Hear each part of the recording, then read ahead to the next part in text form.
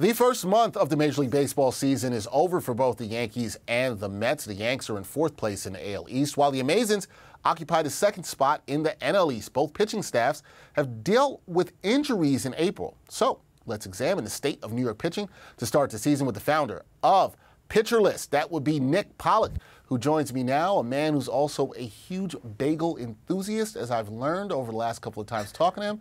Nick, how you doing, man? What is happening? Go to La Bagel and cross from Methodist, 5th Ave in Brooklyn. It's the best in town.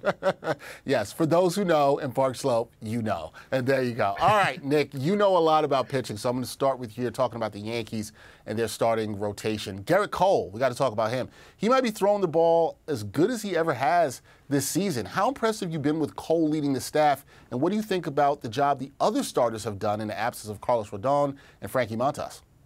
Sure, yeah. Gerrit Cole is exactly what the Yankees have needed. I mean, through the years, think about the Yankees in the past decade. They've needed Gerrit Cole. They've desperately wanted someone like Gerrit Cole. Now they finally have him. 1.11 ERA through his first 40 innings this season. And what's even shocking about it is that he doesn't even have one of his best assets. That is a slider that he had with Houston when he almost won that Cy Young with them. It's not nearly as good as it was years ago, but that four-seamer is just incredible. It's carrying through all of these games.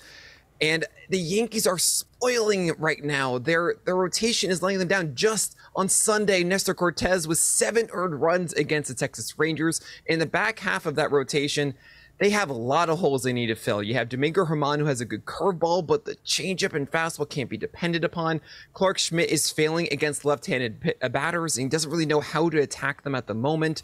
And then you have Johnny Brito, who's been a nice surprise. He's able to go maybe 5 innings and 2 earned runs, but there really isn't much else there. They're holding on by a thread at this moment, and they really do need Luis Severino and Carlos Rodon to come back soon.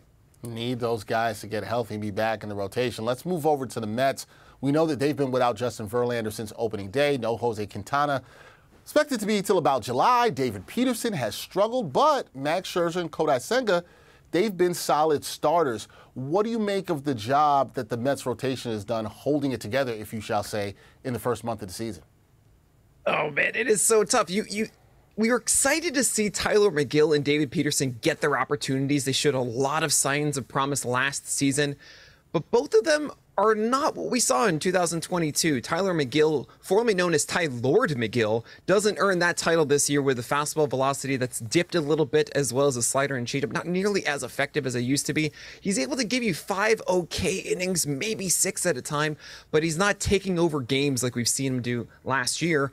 While David Peterson had this incredible slider in 2022, and it's a different pitch this year. It's not nearly as dominant. We don't know what we're going to get from David Peterson start to start.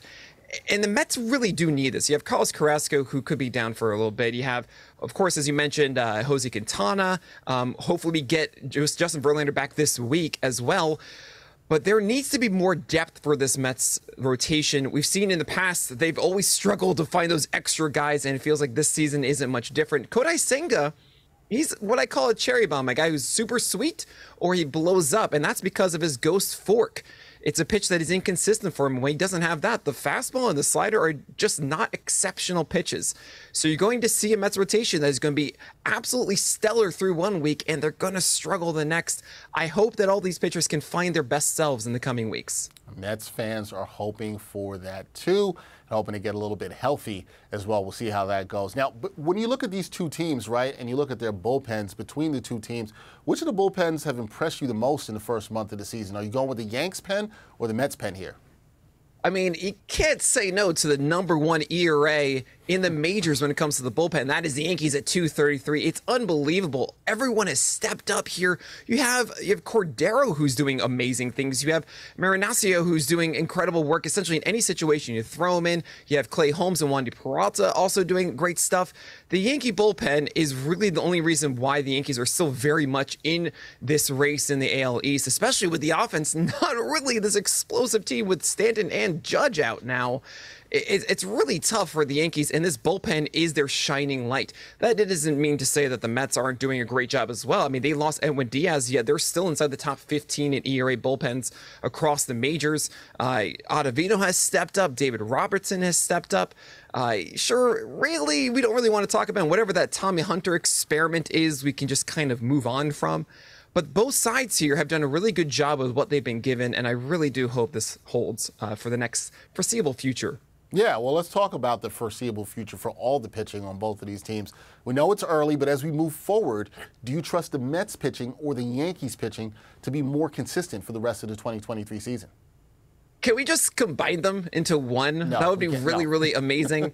I think I'm going to give this to the Yankees just because Rodon and Severino returning within the next month or so should be incredibly helpful to this team. Nestor Cortez should be better than he is. And then the Yankees have a wonderful opportunity where they get to choose the best out of Clark Schmidt, Domingo Germán, and Johnny Brito. And they get to say, okay, you know what, Germán, you have those strikeouts. Come on over. You are our number 5. While the Mets, I think they're going to be searching for a bit here. They have Jose Quintana out for a long time. Carrasco, even when he does come back, we don't really know if he's going to be back to 93, 94 in that fastball velocity. Is Tyler McGill going to find his groove? Is Peterson going to find his slider? I think you're going to have a lot of turmoil through the entire season with the Mets. And hey, Justin Verlander is no lock to be totally fine when he comes back from this shoulder injury. So I think the Mets are going to have more struggles throughout the year than the Yankees are. All right, there you go. Breaking down the pitching for the New York team, the Mets and the Yankees. One of the best at it. That is Nick Pollack of Pitcher List. Nick, thank you for your time, and I will try to have that bagel sandwich that you've been recommending for me to do for quite some time. It's got to happen. Thanks so much. It's been great being here. Always great. Thank you, man.